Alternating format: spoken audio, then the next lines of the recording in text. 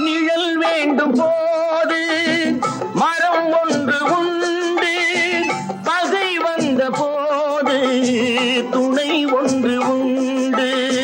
நிழல் வேண்டும் போது மரம் ஒன்று உண்டு, பகை வந்த போது துணை ஒன்று உண்டு. இருள் வந்த போது விளக்கொன்று உண்டு, எதிர்காலம் ஒன்று எல்லோருக்கும் உண்டு. உண்மை என்பது என்றும் உள்ளது, தெய்வத்தின் மொழியாகும். நன்மை என்பது நாளை வருவது, நம்பிக்கை ஒளியாகும். புத்தன், இயேசு, காந்தி பிறந்தது பூமியில் எதற்காக? தோழா, ஏழை நமக்காக.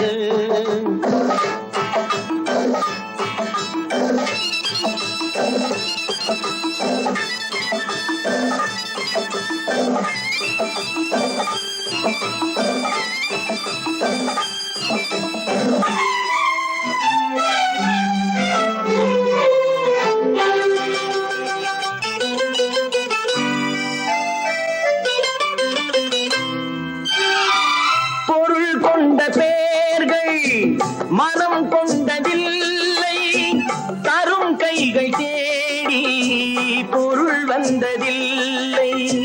பொருள் கொண்ட பேர்கள் மனம் கொண்டதில்லை, தரும் கைகள் தேடி பொருள் வந்ததில்லை. மனம் என்ற கோயில் திறக்கின்ற நேரம், அழைக்காமல் அங்கே தெய்வம் வந்து சேரும். அழுதவர் சிரிப்பதும் சிரித்தவர் அழுவதும் விதி வழி வந்ததில்லை. ஒருவருக்கென்றே உள்ளதை எல்லாம் இறைவனும் தந்ததில்லை. புத்தன், இயேசு, காந்தி பிறந்தது பூமியில் எதற்காக? தோழா, ஏழை நமக்காக. கங்கை, யமுனை, காவிரி, வைகை ஓடுவதற்காக? நாளும் உழைத்த தாகம் எடுத்த தோழர்கள் நமக்காக. புத்தன், இயேசு, காந்தி பிறந்தது பூமியில் எதற்காக? தோழா, ஏழை நமக்காக.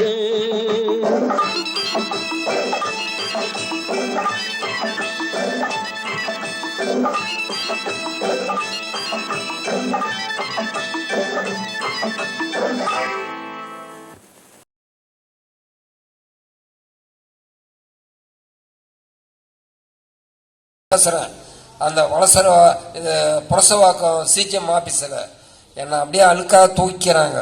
என்ன தோழர், சிஜிஎம்மே உன்னை இப்படி பாராட்டுறாங்க. ஏனென்றால் எனக்கு தொழிற்சங்கம் சொல்லி கொடுத்தது இப்படிதான் பேச வேண்டும் என்று. என் தங்க தலைவன் பேசுகின்ற பொழுது வார்த்தைகள் தடுமாறாது, வார்த்தை பிழையாகாது. அண்ணாவின் தம்பியாக அவர் வாழ்ந்தவர், அண்ணாவின் கொள்கையை பின்பற்றியவர், அவருடைய தொண்டனாக இந்த எளியவன் இன்று வரை நான் மிக கவனமாக என் செயல்பாட்டில் இருக்கின்றேன். எனக்கு புரட்சி தலைவர் தான். இப்போ இந்த கூட்டம் எனக்கு வரலன்றது நான் வருத்தப்படவே இல்லை. ஆங்காங்கு குடியிருப்பவர்கள் என்னுடைய குரலை கேட்பார்கள். நான் மக்களுக்கு பணிவன்புடன் கேட்டுக்கொள்கிறேன். கிட்டத்தட்ட நாம் 54க்கு பிறகு 67 அண்ணா அவர்கள் வந்தார். அதன் பிறகு கலைஞர் ஒரு 5 ஆண்டு காலம் இருந்தார். அதன் பிறகு புரட்சி தலைவர் அவர்கள் 1977 87 வரை பொற்காலாட்சி நடத்தினார். அதன் பிறகு 30 ஆண்டு காலம் அனைத்து இந்திய அண்ணா திராவிட முன்னேற்ற கழகம். அதில் என்னவென்றால் யாரும் புரட்சி தலைவர் இடத்தை பிடிக்கவில்லை. மக்கள் என்றால் எம்ஜிஆர், எம்ஜிஆர் என்றால் மக்கள். கலைஞர் அவர்கள் எவ்வளவோ ஒரு புரட்சி தலைவர்கிட்ட போராடினார். எப்படியாவது நம்ம ஜெயிச்சிடலாம். புரட்சி தலைவர் சீகா ஆன பிறகு அவர் முரசொலி தலையங்கத்திலே கொடுக்கிறார், எனக்கு நீங்கள் ஓட்டு போட்டீங்கன்னா நண்பர் ராமச்சந்திரனை நான் முதலமைச்சராக ஆக்குவேன். அதிலிருந்து அவருடைய என்ன நிலைமை என்று தெரிஞ்சு போச்சு. புரட்சி தலைவரை மக்கள் உயிராக இருக்கிறார் என்று நினைத்து மாபெரும் செல்வாக்கோடு வெற்றி பெற செய்ய வைத்தார்கள். அதுதான் புரட்சி தலைவர் எம்ஜிஆர். இன்றும் இன்றைய இளைய சமுதாய மக்களுக்கு புரட்சி தலைவர் பிடிக்கும், அவர் கொள்கையை பிடிக்கும், அவர் பாடலை பிடிக்கும், அவர் 10 ஆண்டு காலம் ஆண்ட ஆட்சியை பிடிக்கும். அவரை போன்று ஒரு ஆணழகன் கிடையாது. எல்லாம் சொல்லுவாங்க அவருக்கு பிள்ளை இல்லைங்கன்னு, அது மாபெரும் தவறு. இந்த உலகமே அவருக்கு பிள்ளைங்களாக இருக்கிறாங்க, அதில் நானும் ஒருவன். என் தங்க தலைவன் மறைந்தும் மறையாமல் மங்காமல் ஒளி வீசிக் கொண்டிருக்க வங்க கடலோரம் காஞ்சி மண்ணின் இடபாகத்தில் துயில் கொண்டிருக்கின்றார். எனக்கு 67 வயது ஆகின்றது. எனக்கு உடலில் சில உபாதைகள் உள்ளது. என் தாய் தந்தருடைய ஆசியுடன், அதோ அங்கே மூலையில் அமர்ந்திருக்கின்றாரே காரணேஸ்வர் பகவான், சொர்ணாம்பிகம்மா, அவங்களுடைய அருளுடன், என் தங்கத்தாலினுடைய கொள்கை, அண்ணா சொன்னதான் உன்னால் முடியும் தம்பி, புரட்சி தலைவர் எம்ஜிஆர் சொன்னது உழைப்பவரே உயர்ந்தவராவார், இந்த கொள்கையை நான் கடைபிடிப்பவன். நான் இன்னைக்கு வசதியா இருந்திருக்கலாம், அந்த வாழ்க்கையை நான் விரும்பல. அது எனக்கு பெரிய பாதிப்பாகும். ஏமாத்தலாம், பொய் சொல்லலாம், அதை நான் விரும்பவில்லை. நான் ஏழை நெசவாளின் மகன். நான் தொலைபேசியில் 35 ஆண்டு காலம் பணிபுரிந்தவன். அதனுடைய கஷ்ட நஷ்டம் எனக்கு நன்கு தெரியும். அதை மாதிரி நான் ஏமாத்தி வாழ்ந்திருந்தா, நான் ரோட்ல போனா போறாம ஊரெல்லாம் ஏமாத்திட்டு வெள்ளையும் செல்லையுமா, அது என் குழந்தைகளை பாதிக்கும். நான் அதற்கு இடம் கொடுக்கவில்லை. எல்லாம் என்ன சொல்லுவாங்க, ராஜா நீ அரசியல் லாய்க்கு இல்லை. நல்லது, நான் நல்லவனா இருக்கேன்னா அது போதும். என்ன யார் தப்பு செய்தாலும் உடனடியாக தட்டி கேட்டுருவேன். அது உனக்கு கோபக்காரனா தெரியும், அதை பற்றி நான் கவலைப்படல. என் மனசுல நல்லது பட்டா நான் செய்தினே இருப்பேன். என்னால் முடிந்த உதவி, அதாவது புரட்சி தலைவர் அள்ளி கொடுத்தார், என்னால் அப்படி முடியாது. நான் கிள்ளி தான் கொடுக்க முடியும். நான் ஓய்வு பெற்றவன். என் வருவாயில் என் குடும்பத்துக்கு போக என் கையில் எது கிடைக்கின்றதோ அதை யாரெல்லாம் கேட்கின்றார்களோ அதை உடனடியாக அதை மறுப்பு சொல்லாமல் கொடுத்துட்டு போயிட்டே இருப்பேன். இப்ப இந்த கூட்டம் நடக்குது. நான் ஒரு ஊழியன், நான் ஒரு சேவகன். அன்பு சகோதரர்கள், நண்பர்கள் அனைவரும் எனக்கு உதவி செய்தார்கள். என்னுடைய உழைப்பு தான், அறிவுதான் இந்த கூட்டம். எனக்கு நான் நல்லா செயலாற்றுவேன் என்று தெரிந்து எனக்கு உதவி செய்த அத்துணை நண்பர்களுக்கும் சகோதரர்களுக்கும் நான் வணங்குகிறேன். வருகின்ற 2026 சட்டமன்ற தேர்தலிலே என் இயக்கத்துக்கு வராங்க. தலைவரை பணம் கொடுப்பியா? நான் ஏன் அவனுக்கு பணம் கொடுக்கணும்? எதுக்கு கொடுக்கணும்? உழைக்கிற, சம்பாதிக்கிற, உன் குடும்பத்தை காப்பாற்றக்கூடிய தகுதி இருக்கு, உன் தாய் தந்தையை காப்பாற்றக்கூடிய தகுதி இருக்கு.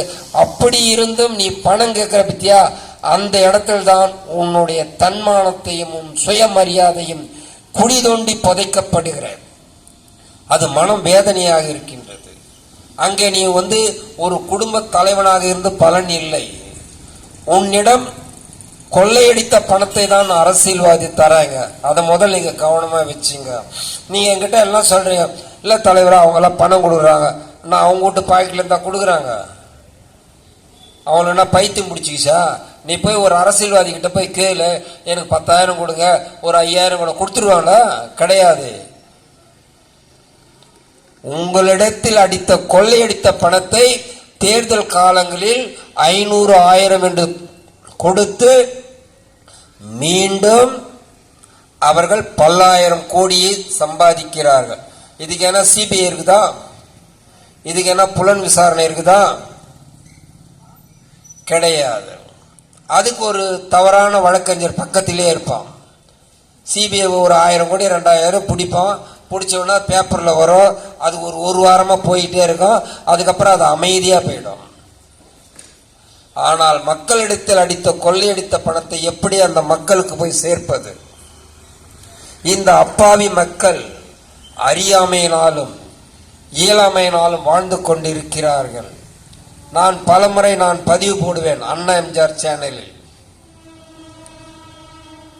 நாளை தீர்ப்பு வழங்கும் நீதிபதி மக்கள். இந்நாட்டின் நிதி ஆதாரம் களஞ்சியம் மக்கள். சட்டமன்ற உறுப்பினர்கள் அங்கீகாரம் கொடுப்பது மக்கள். இந்த 3 அதிகாரம் இந்த ஆள்காட்டி விரலில் உள்ளது. இதை நீங்கள் வாக்கு போட்டவுடன் அவர்கள் வென்று விடுவார்கள், மறந்து விடுவார்கள், நீங்கள் வீழ்ந்து விடுவீர்கள். கிட்டத்தட்ட சைதாப்பட்ட 54 ஆண்டு காலத்துக்கு மேலாகின்றது. அது இன்று வரை சீர்படவில்லை. எத்தனையோ மந்திரிங்க வந்தாங்க, எத்தனையோ மேயர் வந்தாங்க, எத்தனையோ சட்டமன்ற உறுப்பினர் வந்தாங்க. அதற்கு ஏதாவது வழிமுறை செய்திருக்கின்றார்களா? கிடையாது. ஒரு ஆண்டுக்கு 3 கோடி, 5 ஆண்டுக்கு 15 கோடி. அந்த 15 கோடியில் அவர்களுக்கு என்ன தேவையோ அவர்கள் எடுத்துக்கொண்டு மீதி இன்னும் இருக்கிற அக்கம் பக்கம் அவரை சுத்தி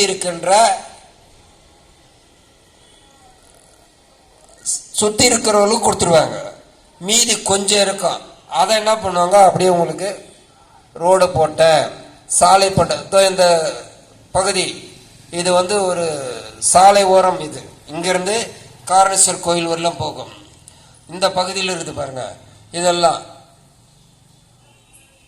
ரோடு போட்டாங்க, சாலை போட்டாங்க. நாம் ஒரு பொருளை வாங்குகின்ற பொழுது இது தரம் உள்ளதா, இது எவ்வளவு காலத்துக்கு பாதுகாப்பாக இருக்கும், இப்படியெல்லாம் பார்த்து பார்த்து நாம் வாங்குகின்றவர்கள். ஆனால் தேர்தல் காலங்களிலே இவர் நல்லவரா? ஓராண்டுக்கு 3 கோடி, 5 ஆண்டுக்கு 15 கோடி இந்த மக்களுக்கு சாலை வசதி சரி செய்வார்களா? கழிவுநீர் கால்வாயை முறைப்படுத்துவார்களா? சுகாதாரமாக வைத்திருப்பார்களா? மின்சாரம் தடையில்லாமல் வைத்திருப்பார்களா? வீதிகளில் தங்கு தடை இல்லாமல் விளக்குகள் எரியுமா? துப்புரவு சரியாக இயங்குமா? இப்படியெல்லாம் பார்க்கக்கூடியவரை பார்த்துதான் நீங்கள் சட்டமன்ற உறுப்பினராக அங்கீகரிக்கப்பட வேண்டும். ஏனென்றால் நீங்கள் தான் முதலாளி. நன்கு புரிந்து கொள்ளுங்கள். அரசியல்வாதி அவங்க பணத்தை எடுத்து போடல. தயவுசெய்து நல்லா சொல்றேன். நீங்கள் ரத்தத்தை வேர்வையாக சிந்தி செலுத்துகின்ற வரிப்பணம், அதாவது கீழ்த்தட்டு மக்களிலிருந்து மேல்தட்டு மக்கள் வரை செலுத்துகின்ற வரிப்பணம் தான் ஆட்சியாளர்கள் அந்த திட்டம், இந்த திட்டம், தேவையில்லாத திட்டம், இலவசம். இன்னைக்கு தமிழ்நாட்டில் எவ்வளவு கடன் தெரியுங்களா? நீங்க உழைக்கிறீங்க, ஒரு 10 பைசா பலன் இல்லை. ஆனா அவங்க உச்சாணி கொம்புல இருக்கிறாங்க. கிட்டத்தட்ட இன்னைக்கு 12 லட்சம் கோடி கடன் தமிழ்நாடு. எவ்வளோ? 12 லட்சம் கோடி கடன். ஒரு குடிமகன் தலையில் எவ்வளவு இருக்கு தெரியுமா கடனு? அன்று ஜெயலலிதா இருக்கின்ற பொழுது 2010 சட்டமன்றத்திலே அவர்கள் இதை சமர்ப்பித்தார்கள். ஒவ்வொரு குடிமகன் தலையில் 15,000 இருக்கின்றது. திராவிட முன்னேற்ற கழகம் மக்கள் தலை மீது சுமத்திருக்கிறது என்று. இன்று எவ்வளவு தெரியுங்களா? ஒவ்வொரு குடிமகன் தலையில் 1 லட்சம் ரூபாய். எவ்வளோ? 1 லட்சம் ரூபாய். நீங்கள் எந்த பலனை எதிர்பார்க்கவில்லை. நீங்கள் உழைத்து சம்பாதித்து குடும்பத்தையும் தாய் தந்தையரையும் பெண்களையும் பிள்ளைகளையும் பாதுகாத்து அதுங்களை ஆளாக்குவதே பெரும் கஷ்டம். ஆனால் உங்கள் தலை மீது 1 லட்சம். அரசியல்வாதி கோடி கோடியா சம்பாதிச்சிருக்கிறான், ஜாலியா இருக்கிறான். இன்னைக்கு மந்திரிங்கெல்லாம் கார்ல உல்லாசமா போறாங்களே, அது யார் பணம்? உங்க பணம். இந்த நாட்டை ஆளக்கூடிய முதல்வருக்கு யார் பணம்? உங்கள் பணம். இன்று அரசு துறையில் பணியாற்றுகின்றார்களே, யார் பணம்? உங்கள் பணம். உங்கள் வரி பணத்தை எடுத்துதான் அனைத்தும் செலவழிக்கப்படுகிறார்கள். அப்போது நீங்கள் தான் முதலாளி, அவர்கள் ஊழியன், சேவகன். அதிகாரத்துக்கு உரியவர்கள் மக்கள், நீங்கள்தான். பேரறிஞர் அண்ணா அவர்கள் ஆட்சி பொறுப்பேற்றவுடன் அவர் இல்லத்தில் மின்சார ஊழியர்கள் இருந்தார்கள். அப்பொழுது தமிழ்நாட்டில் 3 ஆறு உள்ளது. மதுரையிலே வைகை, திருச்சியிலே காவேரி, சென்னையிலே பாலாறு. இந்த 3ம் சீர்படுத்தியிருக்கிறார்களா? கிடையவே கிடையாது. ஆனால் மக்கள் வரி பணம், கேஸ் அடுப்பு கொடுப்பாங்க, டிவியை கொடுப்பாங்க, அப்புறம் கிரைண்டர் கொடுப்பாங்க, மிக்சி கொடுப்பாங்க, பேனு கொடுப்பாங்க, இப்படியெல்லாம் கொடுத்து இது மக்கள் வரி பணம் பல லட்சம். அந்த மக்களுக்கு ஒன்றும் தெரியுது இல்லை. இதை அவங்க கிரைண்டர் கொடுத்துட்டாங்க, மிக்சி கொடுத்துட்டாங்க, பேனை கொடுத்துட்டாங்க. இப்போ தாய்மார்களுக்கு ரூபாய் 1000 என்று அது முறையாக மக்களுக்கு போய் சேர்ந்திருக்குதா? கிடையாது. அதை விட இன்னொன்னு 3.28 லட்சம் மாணவர்களுக்கு மாதம் 1000 ரூபாய். சற்று சிந்தித்து பாருங்கள். புரட்சி தலைவர் அன்னைக்கே பாடினார், சிந்தித்து பார்த்து செய்கையை மாத்து, சிறுசா இருக்கை திருத்திக்கோ, அது தெரிஞ்சும் தெரியாமல் நடந்திருந்தால் திரும்ப மாறாம பார்த்துக்கோ. ஒரு மாதத்துக்கு அந்த மாணவர்களுக்கு 38.60 லட்சம், 38 கோடி 60 லட்சம் ஒரு மாதத்துக்கு. ஒரு ஆண்டுக்கு கிட்டத்தட்ட 266 கோடி. 2 வருடம் அவர்கள் இருக்கின்றது. 950 கோடிக்கு மக்கள் வரி பணத்தை விரயம் செய்யப்படுகிறார்கள். இது மக்கள் வரி பணம். அதை விட நீங்க அந்த மாணவர்களுக்கு 1000 ரூபாய் கொடுத்தத அவர்கள் பள்ளி நேரம் போக ஒரு 2 மணி நேரம் வேலை வாய்ப்பு கொடுத்தால் அவர்களுக்கு மாதம் ஊதியமும் கிடைக்கும், அரசுக்கு வருவாயும் பெருகும். மக்கள் வரி பணம் வீணாகுமா? அதே போல அந்த தாய்மார்களுக்கு மாதம் 1000 சொன்னாங்க, அவங்களுக்கு அதே மாதிரி தொழில் அமைத்தால் அந்த தாய்மார்கள் மாதம் 10,000 ரூபாய் அவங்க சம்பளம் வாங்குவாங்க. அரசுக்கும் வருவாய், அந்த தாய்மார்கள் வாழ்க்கைக்கும் பாதுகாப்பு. ஓட்டு வாங்கணும். ஏன்னா இவங்க வீட்டு சொத்தை அவங்க கொடுக்க போறாங்க. ஆனா இவங்க சொத்து அது பணம் பெருகினே இருக்கும். அதுக்கு ஒரு கேஸை போடுவாங்க, அதுக்கு ஒரு சிபிஐ போடுவாங்க, அது ஒரு 10 வருஷம் 15 வருஷம் இப்படிதான் போய் கிடக்கும். ஏன்னா இது ஜனநாயக நாடு. ஆனால் மக்கள் நீங்கள் விழித்துக் கொள்ள வேண்டும். ஓட்டு போட்டு வெற்றி பெற்ற ஒரு சட்டமன்ற உறுப்பினர் அவருக்கு என்ன சொத்து இருக்கின்றது, அவர் சொத்து அதிலிருந்து என்ன அவர் உற்பத்தி பண்ண செய்யப்படுகிறார், எவ்வளவு பெருகி இருக்கிறார், இவையெல்லாம் கண்காணித்தால் அவர்கள் தவறு செய்ய மாட்டார்கள். ஒரு சாதாரண ஒரு வட்டச் செயலாளர் இருக்கான், அவன் பெரிய ஆளு. ஒரு பகுதி செயலாளர் இருக்கான், பெரிய ஆளு. ஒரு மாவட்ட செயலாளர் போய் ஒரு கலெக்டர் கிட்ட போய் முறைப்பான், ஒரு காவல்துறை அதிகாரி கிட்ட முறைப்பான். நான் யார் தெரியுமா, நான் இந்த கட்சியில பெரிய ஆளு. அதெல்லாம் ஒண்ணுமே கிடையாது. அப்படியே அவங்க நினைச்சுக்கிறாங்க. ஆனா நேர்மையாக போய் அங்க உட்கார்ந்து பேசுபவர் தான் உண்மையான உயர்ந்த மனிதன். மக்களுக்கு யார் பணி செய்யப்படுகிறார்களோ அவர்கள்தான் உண்மையான ஊழியன், சேவகன், பொதுநலவாதி. இன்று அப்படி அல்ல.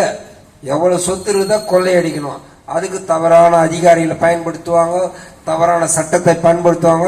இப்படிதான் பெருகிங்கள. ஆனால் இந்த அப்பாவி மக்கள் இன்னும் வீழ்ந்து வீழ்ந்து வீழ்ந்து மடிந்து கொண்டே இருக்கிறார்கள். இதை நான் மனவேதனையோடு சொல்லப்படுகிறேன். இப்ப என் கூட்டத்துக்கு வந்து எல்லாரும் எனக்கு பணம் கொடுக்குறியான்னு கேட்கறாங்க. நான் ஏன் கொடுக்கணும்? நான் ஊரை ஏமாத்தியா? நான் சம்பாதிச்சிருக்கிறேன். நான் உனக்கு கொடுக்கறதுக்கு? நான் ரத்தத்தை வேர்வையா சிந்து நான் வந்து ஒரு ஓய்வு பெற்ற ஊழியன். நான் புரட்சி தலைவர் தொண்டன். புரட்சி தலைவர் தொண்டனா வா, இந்த மக்களை என்ன பணி செய்யப்படுறேன்னு சொல்லு. ஒரு குடிநீர் பிரச்சனை தீரு, ஒரு ரோடு பிரச்சனை தீரு, ஒரு சுகாதார பிரச்சனை தீரு, ஒரு மின்சார பிரச்சனை தீரு, ஒரு மாவட்ட ஆட்சியர்கிட்ட போய் உட்காந்து பேசு, ஒரு தாசில்தார்கிட்ட பேசு, காவல்துறை ஏதாவது தவறு நடந்தா அந்த அதிகாரிகிட்ட உட்காந்து பேசு. மக்களுக்காக பணி செய்யவா. நீ என்கிட்ட பணம் கட்டினா நீ என்ன பண்ணுவ? அதோடு நீ தவறான மனிதனாக மாறி விடுகிறாய். இந்த ஓட்டு போடுறாங்க இல்லையா மக்கள், அதை கொஞ்சம் நல்லா கொஞ்சம் கவனமாக இருங்க. நீங்க வருவாங்க, அம்மா நீங்க எத்தனை பேர்? 5 பேர். அந்தம்மா ஆளுக்கு 2000, 500, 1000. அவர்கள் கொள்ளையடித்த பணத்தை உங்களுக்கு கொடுத்து முதல் குற்றவாளியாக அவர்கள் உங்களை நியமனம் செய்யப்படுகிறார்கள். தயவு கூர்ந்து நீங்கள் எண்ணி பாருங்கள். நீங்கள் வருஷம் 365 நாள் கஷ்டப்படுறீங்க, அதை மறந்துடுறீங்க. அந்த ஒரு நாள் அப்புறம் அந்த கூட்டத்துக்கு போகும்போது தலா 100, 1000 அவன் என்ன பண்ணுவான்? அவன் பாடி ஏகப்பட்ட கொள்ளடிச்சுட்டே இருப்பான், கொள்ளை அடிப்பான். உன்னை ஏமாத்தி உன்னை இந்த கூட்டத்தில் ஏதாவது 1000 பேர் 10,000 பேர் குறைச்சா அது எதுவும் ஒவ்வொரு மாவட்டத்தில் பிரிச்சிருவாங்க. அங்கே அவர்களுக்கு சகல வசதியும் கிடைக்கும். இவை அனைத்தும் மக்கள் வரி பணம். எந்த அரசியல்வாதியாவது தன் சொந்த பணத்தை எடுத்து ஏங்க நான் 1 கோடி இந்த தொகுதிக்கு நான் செயல்படுத்துறேன் அப்படின்னு செய்திருக்கிறாங்களா? கிடையாது. மக்கள் தான் முதலாளி. அவங்க மாசமான 1 லட்சம் கொடுக்குறாங்க சட்டமன்ற உறுப்பினருக்கு. அவங்கன்னா ஐஏஎஸ் ஆபீஸ் படிச்சிட்டாங்களா, ஐபிஎஸ் ஆபீஸ், ஐஏஎஸ் ஐபிஎஸ் அவங்க 4 வருஷம் 5 வருஷம் கஷ்டப்பட்டு படிக்கிறாங்க. அதுக்கப்புறம் பயிற்சிக்கு போறாங்க. அங்க அவங்க தேர்வாகணும். தேர்வாயிட்ட பிறகு அதுக்கப்புறம் அவங்களுக்கு ஒரு 6 மாசம் அவங்களுக்கு பயிற்சி கொடுப்பாங்க. அதன் பிறகுதான் எந்த இடத்துக்கு அவர்கள் அதிகாரியாக மாற்ற வேண்டும் என்று நிர்ணயிப்பார்கள். ஆனா அரசியல் அப்படி அல்ல. யார் ஒன்னாலும் எம்எல்ஏ தான். பணம் இருக்குதா நீ எம்எல்ஏ, பணம் இருக்குதா நீ மாவட்ட செயலாளர், பணம் இருக்குதா பகுதி செயலர், நீ தான் எல்லாம். ஆனா அங்க மக்களுக்கு எந்த நன்மையும் நடக்காது. மக்கள் இன்னும் அடிமைகளாக தான் வாழ்ந்து கொண்டிருக்கிறார்கள். இதுல மக்கள்கிட்ட சுயநலம் இருக்குது. நீங்க தவறா கருதாதீங்க. நாளைக்கு என்னப்பா அவன் ஏதாவது கத்திட்டு போட்டோம்பா, நம்ம போனோமா நம்ம வேலையை பார்த்தோமா. புரட்சி தலைவர் 1957 பாடிட்டார், விழித்து கொண்டோர் எல்லாம் பிழைத்து கொண்டார், முன்போல் குறைட்டு விட்டோர் எல்லாம் கோட்டை விட்டார். இன்னைக்கு அதான் நடக்குது. நீங்க கோட்டை விட்டு நடக்கிறீங்க.